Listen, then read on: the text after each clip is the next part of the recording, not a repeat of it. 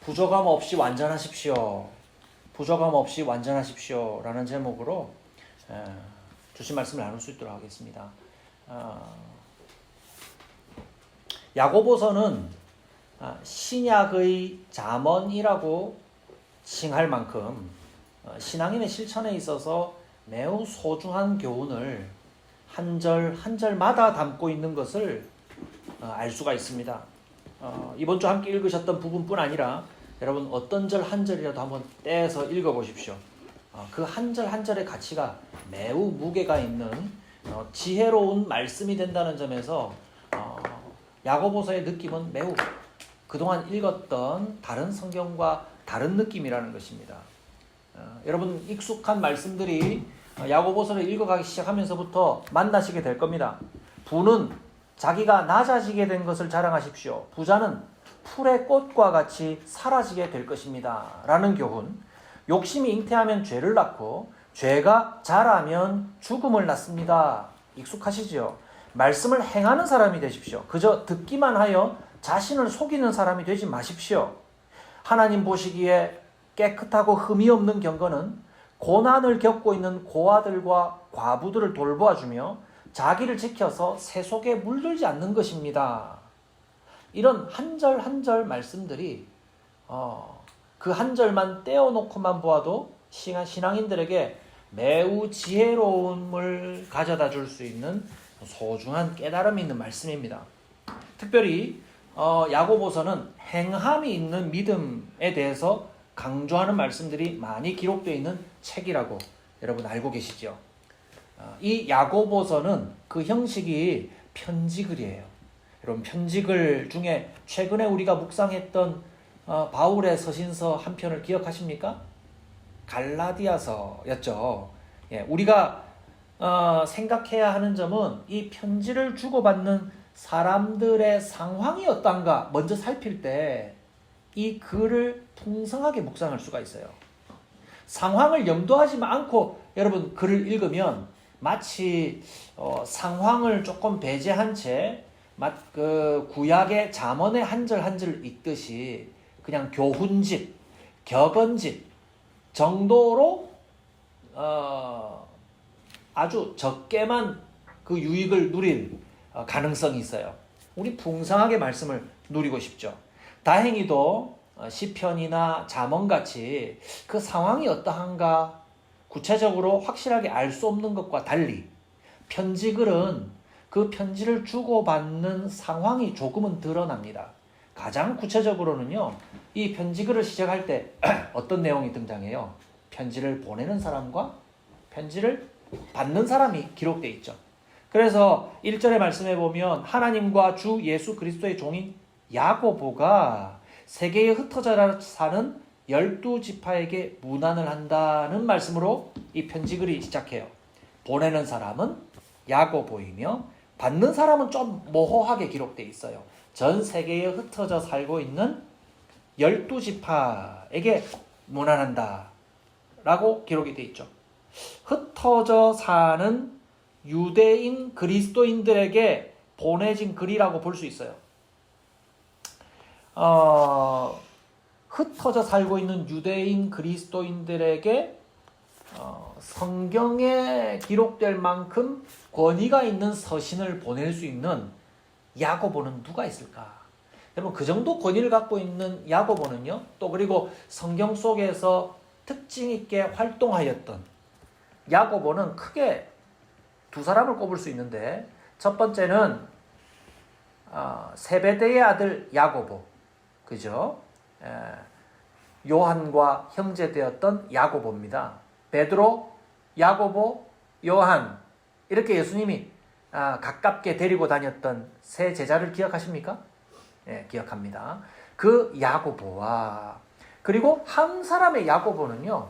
예수님의 형제된 야고보입니다. 예수님의 형제된 야고보. 예수님의 형제 야고보에 대한 지식은 많이 기록되어 있지 않지만 그 이후에 기록되어 있는 사도행전에서 예수님의 형제된 야고보가 예루살렘 교회를 목회했다는 것을 기록하고 있습니다. 그런데 이 두 야고보 중에서 예수님의 제자 야고보는요, 제자들 중에서 아마 가장 먼저 순교한 것으로 우리가 추측합니다. 야고보서 사도행전 12장을 보면은요, 헤롯 아그리빠에 의해서 주후 44년에 일찍 순교하셨기 때문에 이 편지를 보낸 예루살렘 교회를 목회하였던 지도자라고 보기는 좀 어려워요. 그래서 많은 이들이 함께 공통으로 동의하는 내용이 예루살렘에 있는 야고보, 이 야고보는 예수님의 형제인 야고보이겠다라고 거의 공통으로 의견을 모으고 있어요. 그래서 이 예루살렘 교회의 지도자인 야고보가 편지를 누구에게 보내요? 편지를 흩어져 사는 유대인 그리스도인들에게 보냈다 이 말입니다. 우리가 좀 더 관심을 가져야 될 부분들은요, 이 편지를 받는 사람들에게 좀 더 관심을 가질 필요가 있습니다. 이들은 박해로, 예수님을 믿는다는 이유로 박해를 받아 세계에 흩어져 살고 있었던 그리스도인들이었다는 거예요. 그래서 이들은 자기가 살고 있던 삶의 터전에서 강제로 떠나 도망을 치든지 쫓겨나든지 하여서 강제로 떠나 이주했기 때문에, 여러분, 그들은 대체로 외국 땅에서 정착하지 못하고 가난한 상태였다. 유랑하며 가난한 상태였다라고 우리는 알 수 있습니다. 그리고 예수 믿는다는 이유 때문에 부자이면서 돈과 권세를 가진 핍박하는 사람들에 의해서 소외당하고 재판정으로 끌려가서 부당한 고소로 어려움을 당하는 일이 많았다고 기록합니다. 두 가지로 요약할 수 있죠. 첫 번째는 가난과 두 번째는 예수 믿는다는 이유의 핍박입니다. 두 개 다 크게 합치면 다 예수 믿는다는 것 때문에 가난해지고 핍박받는 것이죠. 예. 그래서 여러분, 이 편지가 쓰여진 동기를 말하려고 합니다. 자, 누구든 편지를 쓸 때 어떤 말을 좀 해야지 라고 마음을 먹고 편지를 쓰죠. 그냥 간단하게 저 잘 지냅니다, 사랑합니다, 이런 말을 전하는 가벼운 편지로부터 해서 성경에 기록되어 있는 편지는 그냥 그저 문안 인사 정도에만 그치지 않고요, 당시 그리스도인들이 당한 박해와 어려움에 대하여 편지를 쓸 때 어떤 의도에서 이 야고보서는 기록이 되었겠습니까? 여러분, 이 야고보서를 대할 때 여러분들이 가지고 있는 먼저 가진 지식들은 어때요? 야고보서는 이 믿는 대로 잘 살라고 하는 기록들이 많이 있으니까 이 야고보서를 통해서 우리는 좀 많이 지적도 많이 받고 우리의 삶에 대한 조정도 좀 많이 받겠구나. 좀 많이 번거로운 일도 많이 생기겠는걸. 좀 각오를 단단히 해야겠는데 좀 때로는 꾸짖을 때도 있겠구나. 지적받겠구나.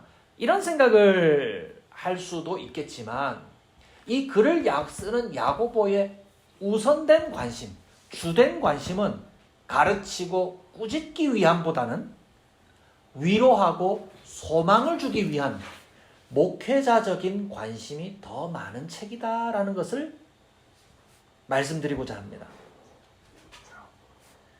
하나님의 12지파, 곧 교회의 이름으로 불리는 이 복된 사람들, 지금은 가난하고 핍박받는 그들에게 소망이 되는 편지를 쓰고 있다는 사실을 기억하십시오.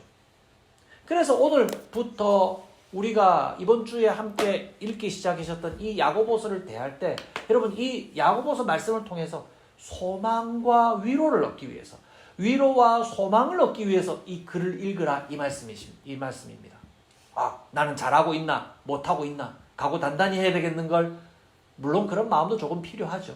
그러나 그것보다 훨씬 넘는 것은 위로와 소망을 주시는 하나님의 말씀이 기록되어 있다는 것을 여러분 먼저 생각하시기를 바랍니다.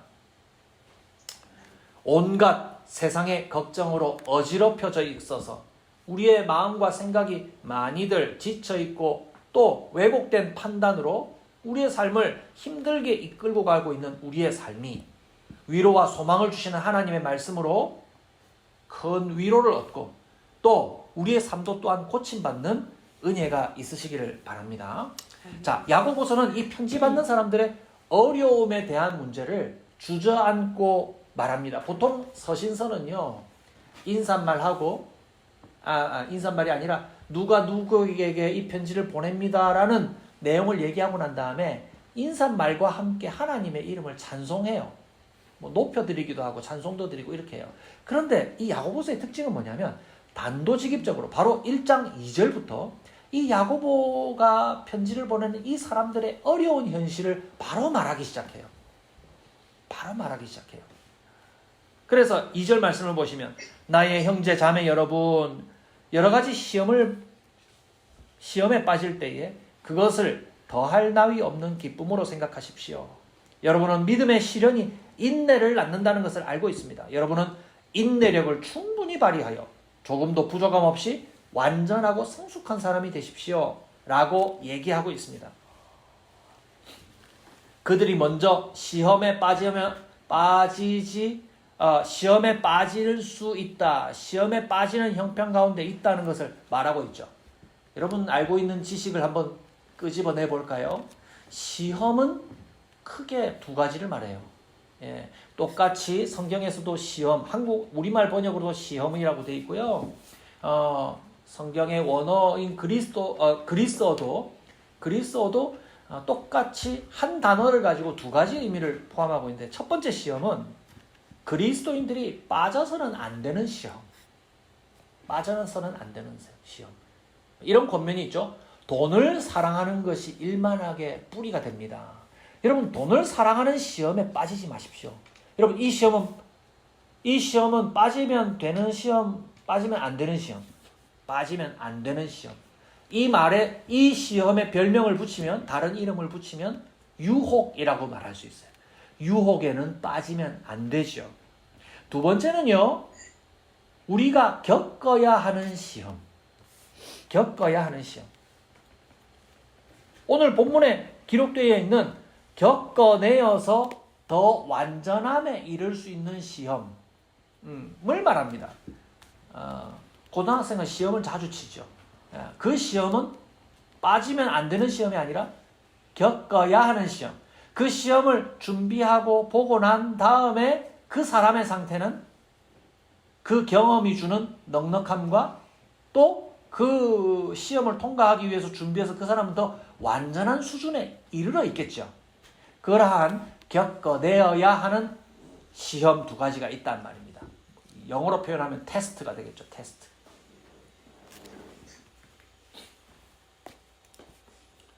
그런데 여러분, 이러한 시험을 만날 때 기쁘게 여길 수 있습니까? 3절에 기록되어 있는 표현을 보십시오. 믿음의 시련이 인내를 낳는다는 것을 여러분들은 알고 있습니다. 시험을 받을 때 기쁘게 여기십시오 하고 난 다음에 곧바로 하는 내용이, 여러분, 이 시험은 믿는 자가 받는 시련이 되므로, 여러분, 그것의 결과는 인내를 만들어낸다는 것을 어떻다고요? 여러분들은 알고 있어요 라고 얘기하고 있습니다. 그래서 성도가 받는 고난은 그냥 단순히 고생하고 어려운 일이 아니라 그것은 믿는 자가 받는 시련이고, 그것은 동시에 인내라는 것을 만들어낸다는 것을 여러분들은 알고 있어야 해요. 여러분들은 알고 있기도 해요. 이렇게 얘기하고 있는 겁니다. 단순히 이런 말이 아닙니다. 여러분, 어려운 일 당했죠? 잘 참아내십시오. 라고 아주 무신경하게 관심 없이 툭 뱉어내는 그러한 말이 아니라, 성도가 받는, 믿는 자가 받는 시련은 그것을 겪어내는 특별한 인내력을 만들어낸다 이 말입니다. 인내력. 여기서 말하는 인내라는 말은요, 그리스 말로 휘포모네라는 말인데, 휘포 아래에 모네, 머문다 이런 뜻입니다. 아래에 머문다 이 말입니다. 이것은 그림으로 여러분 형상해 보면 무거운 짐을 지고 있는 한 사람을 그릴 수 있어요. 여러분, 짐이 무거우면요, 몸이 이렇게 기울어지죠. 예, 짐 지는 사람은, 무거운 짐을 지는 사람은 몸이 기울어집니다. 그런데 여러분, 짐을 능숙하게 나르는 일꾼을 한번 떠올려 보십시오. 그것을 거듭 반복하여서 무거운 짐을 지는 법을 잘 알고 그 근육이 잘 발달돼 있죠. 그 사람은 평소에 지는 짐 정도의 무게는 그 훈련된 능력을 갖고 넉넉히 감당해 낼 수 있는 사람이 된다 이 말입니다. 그것이 여기서 말하는 인내력이 해당됩니다. 그래서 이것이 성도가 받는 시련이 되었을 때에 그 정도의 시험, 그것이 유혹이 됐든 또는 시련이 되었든 넉넉히 이겨낼 수 있는 인내력을 가질 수 있기 때문에 여러분 시험을 만날 때에 기쁘게 여기십시오 이렇게 말하고 있는 겁니다. 여기서 4절의 말씀으로 이어집니다. 여러분은 이 인내력을 충분히 발휘하여 조금도 부족함 없이 완전하고 성숙한 사람이 되십시오라고 권면해요. 여기서 오늘의 말씀의 제목을 선택했어요. 여러분들은 부족함 없이 완전하십시오. 부족함 없이 완전하십시오. 라는 이 권면이 이 야고보서를 시작하는 첫 권면의 중심에 있습니다. 그런데 여러분들의 그 신앙의 수준이 인내력을 충분히 발휘하여서 부족함 없이 완전한 수준에 이르러 있으면 이 정도 어려움은 내가 잘 해낼 수 있지 라고 하면서 넉넉히 감당할 수 있을 터인데 그것이 우리의 목표인데 여러분 그렇게 잘 되던가요? 거꾸로 우리는 이렇습니다. 제 경험을 비추어 보면 부족함 없이 완전하십시오 이게 아니라 거꾸로 완전하지 못해 늘 부족했습니다. 완전하지 못하고 늘 부족했습니다라고 저는 반성하게 되더라고요. 유혹이든 시련이든 지나고 보면 하나님이 다 이겨내게 해주신 것 같았으나 나 자신의 마음속을 잘 살펴보면 그 과정과 결과 속에서 나는 얼마나 완전하지 못했고 부족함이 많았는가를 반성하는 것이 당연한 겁니다. 그래서 그동안 우리가 해내었던 나 자신의 성적만 두고 본다면 그래 인내해야 돼 라는 그런 결심을 한다 하더라도 여러분 자신을 스스로 믿을 수 있습니까? 난 나 자신을 잘 못 믿겠어 하는 것이 솔직한 고백인 거예요. 그래서 성경의 관심은요, 너 자신을 믿어.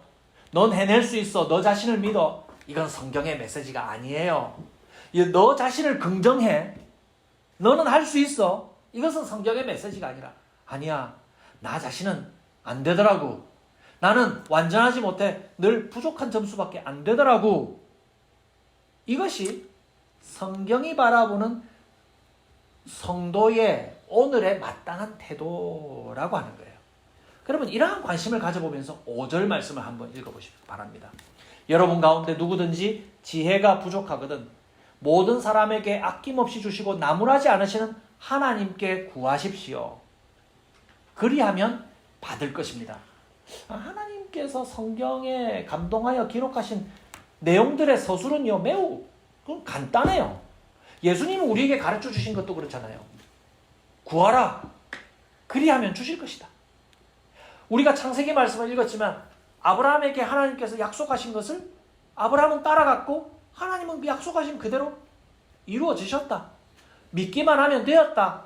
라고 이렇게 간단 명료하고 너무 단순한 서술이라는 것을 우리는 알 수 있어요.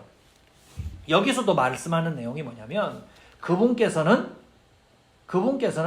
아낌없이 주시고 나무라지 아니하시는 단순하고 분명하고 완전한 성품을 가지신 하나님, 부족한 우리에 대해서 불완전한 너 자신의 성품을 갖고 점수는 늘 부족했지 라고 핀잔하고 나무라시는 하나님이 아니라 인색하게 핀잔하시는 분이 아니라 아낌없이 주시는 하나님이었다 라고 이 기록자는 경험을 얘기하고 하나님 그런 분이라 얘기합니다.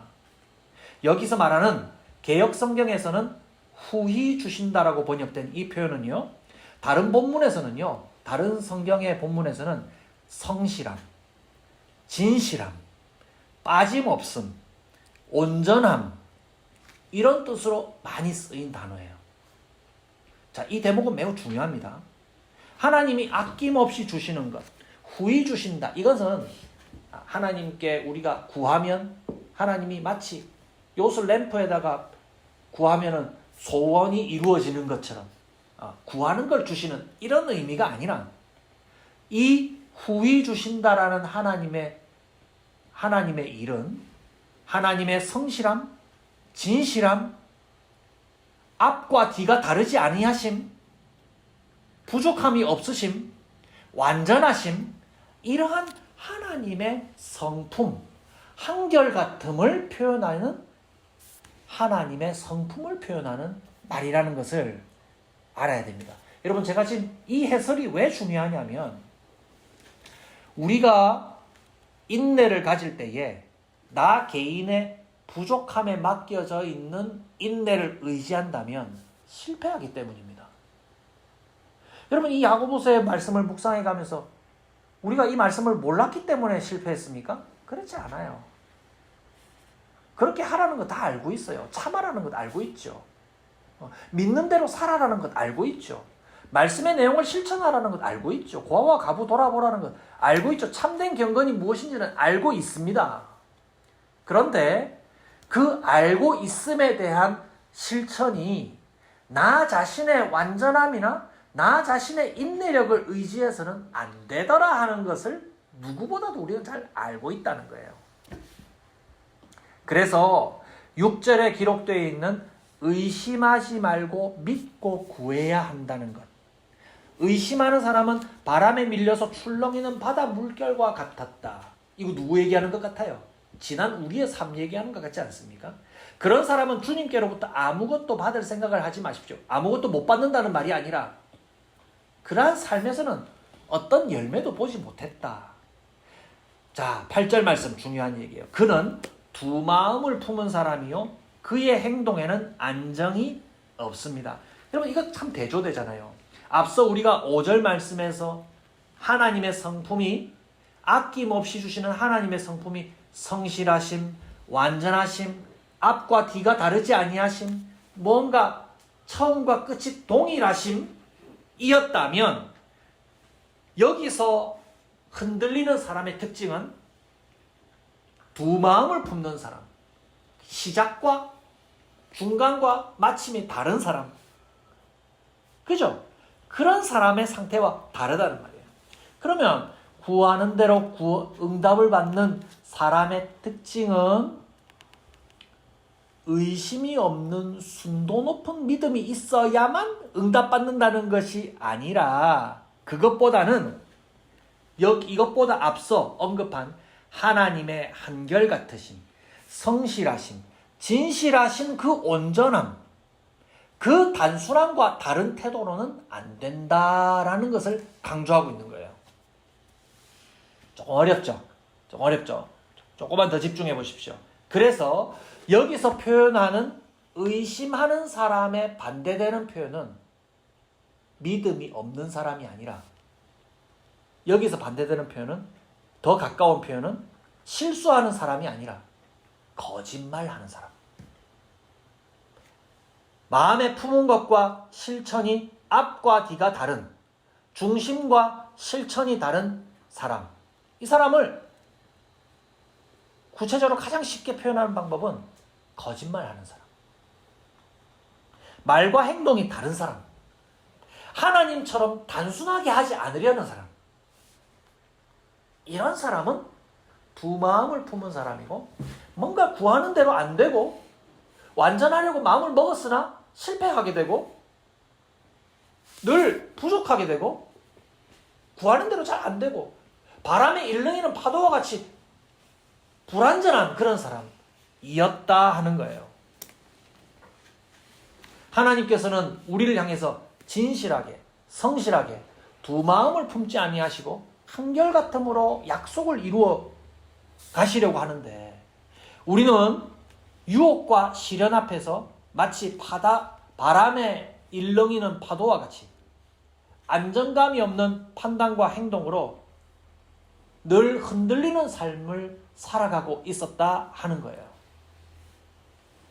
거짓말하는 사람처럼 마음에는 이것을 품고 실천으로는 다르게 행동하는 좀 이상한 사람처럼 좀 심각하게 표현하면 뭐라 할까요? 정신분열증 환자처럼 좀 극단적으로 표현했습니다. 마음으로는 이렇게 생각하는데 말은 다른 게 나가는 거예요. 참 수준 낮은 일이지만 제가 종종 겪는 일 중에 하나가 운전하면서 화 참지 못하는 얘기를 곧잘 했죠. 오늘이 주일이니까 금요일인가요? 우리 윤조를 학원에 좀 늦다 해서 데려다주고 어제 일인가? 토요일인가? 데려다주고 이제 출발하는데요. 윤조를 내려주고 가는 길이 그 일방통행길이에요. 그런데 길이 조금 넓어요. 대어주고 잠시 정차해서 사람 하나 내려주고 가는 거를 뒤에서 따라오는 한 차가 참지 못하고 계속 빵빵거리는 거예요. 빵빵빵 이렇게 하더라고요. 그러면 제 마음속에 저 사람이 많이 급한갑다. 안 그래도 갈 텐데 하면서 얼른 이제 서둘러 출발해주면 되는데 제 마음에 좀 약간 고집스러운 게 있어가지고 일부러 좀 천천히 갔어요. 뭐가 그래 급한데 곧 갈 거 아니가? 그런 거를 뭐라고 합니까? 우리 경상도 말로 어거지 부린답니까? 어거대를 부린답니까? 약간 그런 심보가 조금 있어요. 그 사람이 이제 그 막 시비를 걸면서 싸움을 혹시 걸지 몰라서 심장 박동수는 조금 빨라지면서도요. 예. 제 자신의 그런 어떤 급발진과 같은 행동을 제어하지 못하는 저의 삶의 실천.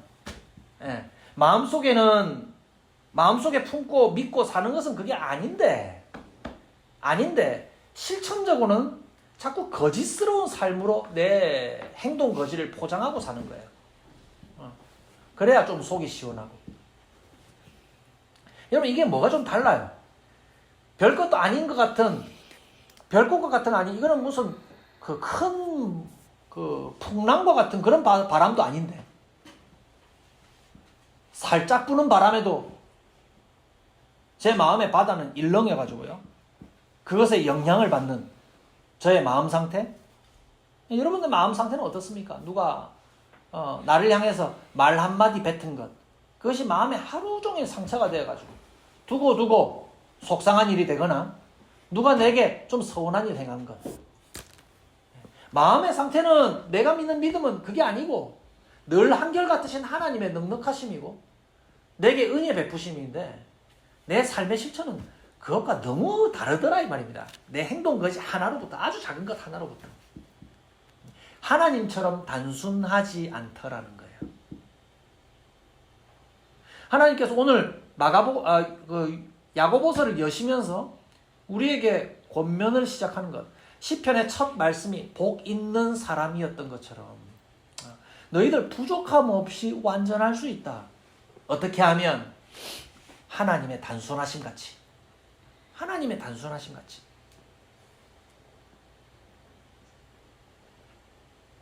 구하는 자에게 아낌없이 넉넉히 후하게 이루어 주셨던 그 하나님의 완전하신 성실하심이 너를 감싸고 이끌고 계신다는 것을 믿는다면 여러분 모든 상황에서 내 마음을 조금 건드리고 많이 건드리고 또 실제적으로 물리적으로 나를 어렵게 하는 가난이나 핍박이나 그런 어려움 앞에서도 우리는 인내력을 가질 수 있다 이 말입니다.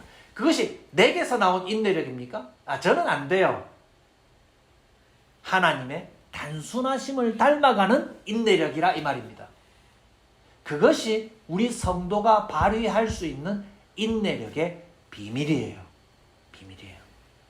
여러분 할 수 있어요? 하세요. 할 수 있어요? 100날 100번 외쳐보십시오. 100번 각오해 보십시오. 그거 안 돼요. 그러나 내게 한결같으신 단순함으로 내게 아낌없이 주시는 넉넉하게 주시는 하나님의 그 자비로우심 속에 내가 살고 있다면 작은 바람에 일렁이지 않는 두 마음을 품고 의심하는 자처럼 거짓스럽게 살아가지 않는 그런 연약한 자가 되지 않을 수 있습니다. 시험을 이겨낼 수 있습니다. 유혹도 이겨낼 수 있는 믿음을 가지게 될 것입니다. 조금도 부족함 없이 완전하고 성숙한 사람이 되십시오 라고 하는 오늘 말씀의 제목의 권면은 근거 없는 참음이 아니라 우리에게 두 마음을 품지 않으시고 한결같이 진실하신 성품을 보여주신 하나님을 믿는 믿음이라는 것을 기억하십시오. 우리는 이런 믿음 가져야 됩니다. 이런 믿음. 야고보서를 이제 묵상하기 시작할 겁니다. 처음 읽는 것이 아닙니다. 우리가 야고보서를 읽으면서 부족함 없이 완전하십시오라는 이 권면의 마지막 절을 읽으면서까지 성공할 수 있는 방법은 나 자신을 의지하는 것이 아니라 하나님의 이러한 깊으신 성품을 의지할 때에 부족함 없는 완전함에 이르는 온전한 성도가 되실 줄 믿습니다.